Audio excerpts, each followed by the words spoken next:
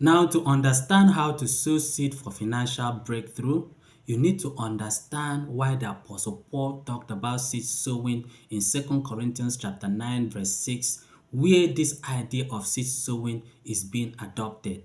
Now, when you study the whole of 2 Corinthians chapter 9, you will discover that Paul was making reference to the contribution that was to be made so that he and Barnabas can take to the church in Judea.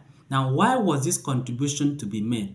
When you go to Acts of the Apostle chapter 11 and read from verse 27 to 30, you will discover that a prophet named Agabus prophesied about a famine that will sweep across the whole world. And after that, all the disciples agreed that contributions should be made so that Paul and Barnabas can deliver it to the church in Judea. And the reason this contribution was to be made was that the church in Judea was just beginning. And for that reason, there were so many poor, needy, and helpless Christians in Judea. Unlike the other churches in Jerusalem or Corinthians that was already established, and Christians were already contributing to each other so that there was none among them who was in need, as the scripture helps us to understand in Acts of the Apostle chapter 2 from verse 42 to 47. Now, when you have this scriptural knowledge, you will understand that the right way to sow seed for financial breakthrough is to give to the poor, the helpless, and the needy Christians wherever you find them,